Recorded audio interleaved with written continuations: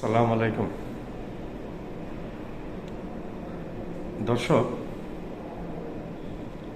আমরা আমাদের বাংলাদেশে অনেক নেতার নাম বারবার শুনি।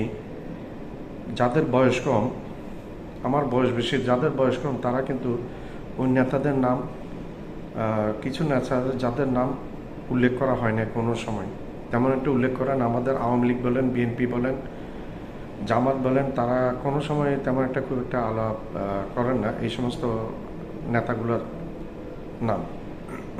অথচ ওই নেতাদের অবদান আছে। আমাদের বাংলাদেশ সৃষ্টি তো আর একদিন হয়নি, এটা সৃষ্টির আগের থেকে বিভিন্ন পরম্পরা ছিল, যে পরম্পরাতে ওই নেতাদের অবদান অস্বীকার করতে পারি না আমরা। এর মধ্যে একজন নেতা হচ্ছে আবুল কাসেম ফজলুল হক, শেরে বাংলা নামে খ্যাত।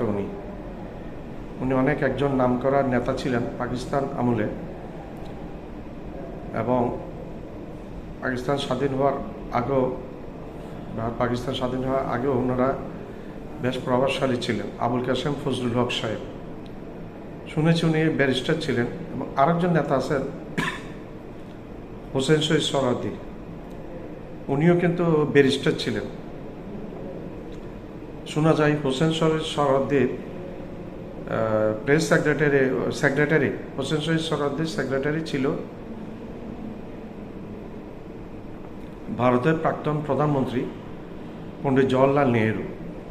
শুনে কি অবাক হলেন? না, এটা সত্যি। হোসেন শহীদ সোহরাওয়ার্দী একজন ব্যারিস্টার ছিলেন, ওনার সেক্রেটারি ছিলেন পণ্ডিত জওহরলাল নেহেরু। এগুলো সেই পাকিস্তান ভারত স্বাধীন হওয়ার আগের ঘটনা বলছে।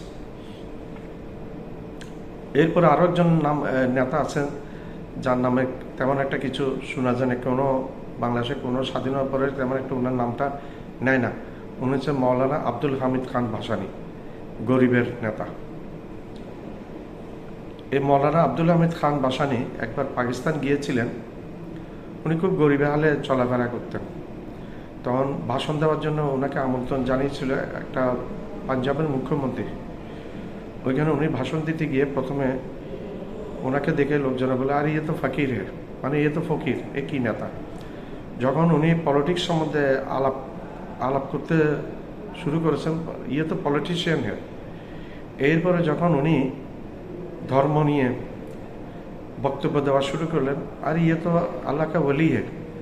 তো একটা মানুষের মধ্যে এত গুণ, আমরা জানি মৌলানা আব্দুল হামিদ খান ভাসানী এবং হোসেন শহীদ সোহরাওয়ার্দী, এদের মাধ্যমে আওয়ামী লীগের জন্ম হয়েছে, এতটুকু শোনা যায়। তখন নাম ছিল আওয়ামী মুসলিম লীগ, পরবর্তীতে এটা মুসলিম নামটা কেটে আওয়ামী লীগ নামটা হয়েছে।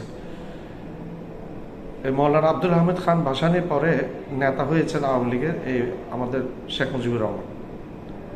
এরপরের ইতিহাস সবাই জানে। তো এই নেতাদের, এই তিনটা নেতার কোনো সরকার আজ পর্যন্ত এই তিন নেতার সম্বন্ধে তেমন একটা কিছু বলতে আগ্রহী নেই, বলেনও না, অ্যাভয়েড করে যান। আমরা যদি আমাদের দাদার বাপকে যদি স্মরণ না করি, মনে রাখে, আমাদের দেহে তো ওনাদের রক্ত প্রবাহিত। এই দেশটা তো আর এমনি হয় নাই, বাংলাদেশটা, এটার পূর্বে অনেক কাহিনী, অনেক ইতিহাস হয়ে এই দেশটা স্বাধীন হয়েছে আস্তে আস্তে এই পর্যন্ত পৌঁছতে। তো এই নেতাদের আমাদের অবশ্যই, আমি বর্তমান সরকারকে অনুরোধ করব, ওনাদের সঠিকভাবে মূল্যায়ন হোক, এবং ওনাদের ইতিহাস নিয়ে, পূর্ববর্তী যে ইতিহাস নিয়ে একটা বই সরকারি উদ্যোগে, যদি ডক্টর ইউনূস সাহেব যদি একটা বই, যদি উনি বিভিন্ন রাজনীতিবিদ এবং বিভিন্ন ইতিহাসবিদদের সাথে করে একটা সমন্বয় করে একটা বই যদি রচনা করে, অন্তত বাংলার মানুষ ওনাদেরকে চিনবে। ধন্যবাদ।